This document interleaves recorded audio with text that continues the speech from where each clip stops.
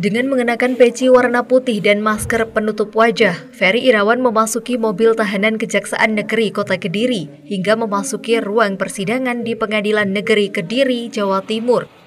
Agenda dalam sidang perdana yang berlangsung di ruang Cakra dengan majelis hakim yang diketuai oleh Budi Haryanto dan dilaksanakan secara terbuka untuk umum tersebut adalah pembacaan dakwaan dari jaksa penuntut umum dan pembacaan eksepsi dari tim penasehat hukum Ferry Irawan.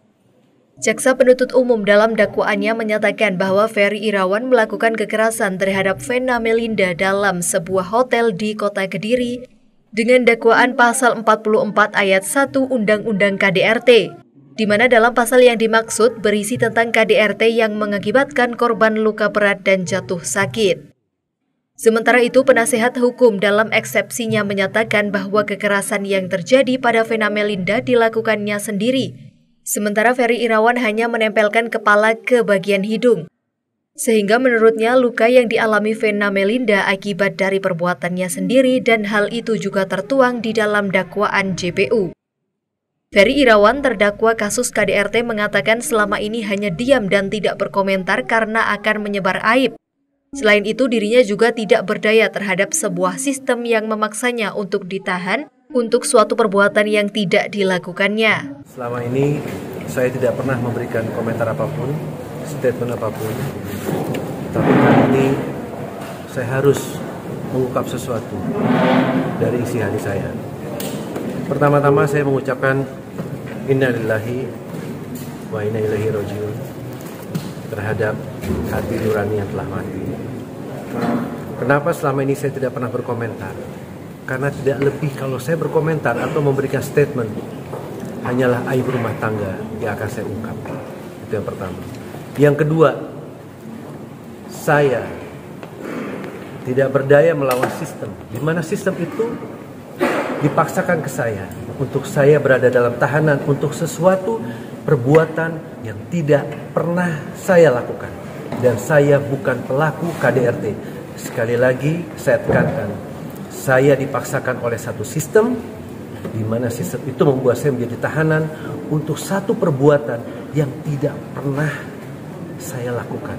Jeffrey Simatupang, penasehat hukum Ferry, mengatakan dakwaan JPU tidak sah secara formil maupun material.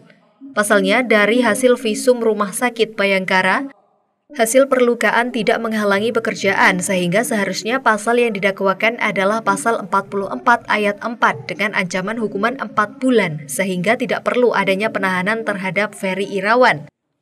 Sehingga pihaknya meminta majelis hakim membatalkan dakwaan dan membebaskan Ferry Irawan. Bahwa dalam dakwaan itu tidak sah secara syarat formil dan material. Salah satunya yang kami bahas adalah dalam hasil visum yang disampaikan oleh Rumah Sakit Bayangkara, dikatakan bahwa hasil perlukaan itu tidak menghalangi pekerjaan. Maka karena tidak menghalangi pekerjaan, seharusnya yang diterapkan sejak awal adalah pasal 44 ayat 4. Yang tidak menghalangi pekerjaan, tidak mengganggu kegiatan sehari-hari, tidak mengganggu mata pencarian. Itu kan dugaan tindak pidana kekerasan dalam rumah tangga ringan yang ancaman hukumannya hanya 4 bulan. Kalau pasal itu sejak awal diterapkan, maka Pak Ferry tidak perlu dilakukan penahanan. Nah, tujuan awalnya ini apa sih? Kok pasal 44 ayat 1 ini tiba-tiba muncul? Sedangkan jelas hasil visumnya menyatakan perlukaan ini tidak menghalangi pekerjaan. Maka seharusnya dengan berdasarkan visum tersebut, Pak Ferry harusnya sejak awal tidak dilakukan penahanan, begitu loh. Jadi kami meminta kepada majelis hakim supaya dakwaan dapat dibatalkan dan segera membebaskan Pak Ferry. Begitu. Sementara itu, Yuni Priyono, jaksa penuntut umum, mengatakan untuk menanggapi eksepsi dari penasehat hukum, pihaknya meminta waktu kepada majelis hakim untuk memberikan tanggapan secara tertulis. Terkait eksepsi, pihaknya akan fokus pada pasal 143 ayat 2 KUHAP. Sebenarnya tadi sama-sama kita lihat kan di persidangan bahwa hari ini agendanya adalah pembacaan surat dakwaan dari penuntut umum karena hari ini adalah sidang pertama. Dan tadi penasihat hukum sudah langsung mengajukan eksepsi, sehingga untuk agenda sidang berikutnya tentu kami akan membuat tanggapan atas eksepsi yang diajukan oleh penasihat hukum tersebut. Dalam pertama tanggal 30 aja. Nah, tadi sesuai ketetapan dari Ketua Majelis Hakim bahwa sidang nanti akan ditunda pada hari Kamis minggu ini. Usai pembacaan eksepsi, sidang ditunda dan akan dilanjutkan pada tanggal 30 Maret nanti.